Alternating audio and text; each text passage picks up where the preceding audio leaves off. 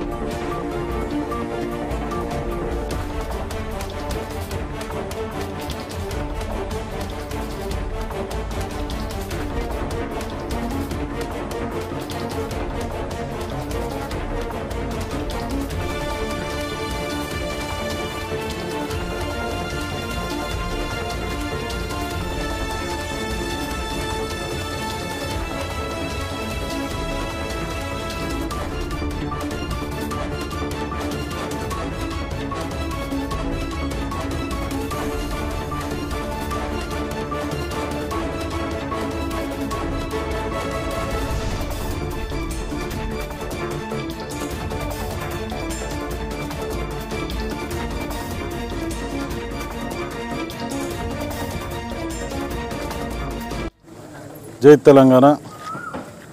25 సంవత్సరాల క్రితం గౌరవ కేసీఆర్ గారు నాటి ఉమ్మడి రాష్ట్రంలో తెలంగాణకు జరుగుతున్న అన్యాయానికి వ్యతిరేకంగా గొంతెత్తాలని, ఇక్కడ జరుగుతున్న ఏదైతే అవస్థలున్నాయో వాటన్నిటిని పారదోలాలనే ఉద్దేశంతో టీఆర్ఎస్ పార్టీని స్థాపించడం జరిగింది. ఈ టీఆర్ఎస్ పార్టీ 14 ఏళ్ల సుదీర్ఘ ఉద్యమం ద్వారా తెలంగాణ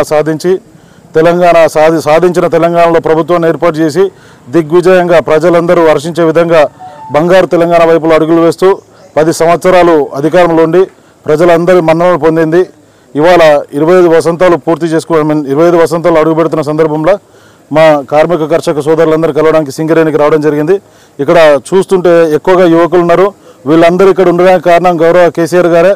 కారుణ్య నియామకాల ద్వారా వారు తండ్రి ఉద్యోగాన్ని కొడుకులకు వచ్చేటట్టు చేసి వాళ్ళ కుటుంబాల్లో ఆ వెలుగులు ఏదైతే సింగరేణిలో వాళ్ళు పనిచేస్తున్న వెలుగులు ఉన్నాయో అవి నెక్స్ట్ జనరేషన్ కూడా వచ్చేటట్టు చేసి చొరవ చూపించింది కేసీఆర్. కాబట్టి ఇవాళ వీళ్ళందరూ చూస్తుంటే కూడా కేసీఆర్ గారు గుర్తొస్తున్నారు.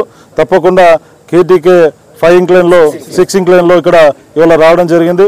వీరందరినీ కూడా రిక్వెస్ట్ చేశాను రేపు మీటింగ్ రమ్మని. వాళ్ళందరి స్పందన చూస్తుంటే వాళ్ళే స్వచ్ఛందంగా వాళ్ళే చెప్తారు, ఖచ్చితంగా టీఆర్ఎస్ పార్టీకి అనుకూలంగా మీటింగ్కి వస్తాం. తర్వాత ఏదేమైనప్పటికీ మేమందరం కూడా కేసీఆర్ గారి అభిమానులమే.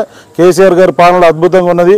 ఇప్పుడు రేవంత్ రెడ్డి వచ్చిన తర్వాత ఎట్లయితే చీకటి తర్వాత వెలుతురు విలువ తెలుస్తుందో ఆ రోజు కేసీఆర్ గారి విలువ ఈరోజు రేవంత్ రెడ్డి గారి పాలన చూస్తుంటే తెలుస్తుందని చాలామంది ముక్తకంఠంతో తెలియజేస్తున్నారు.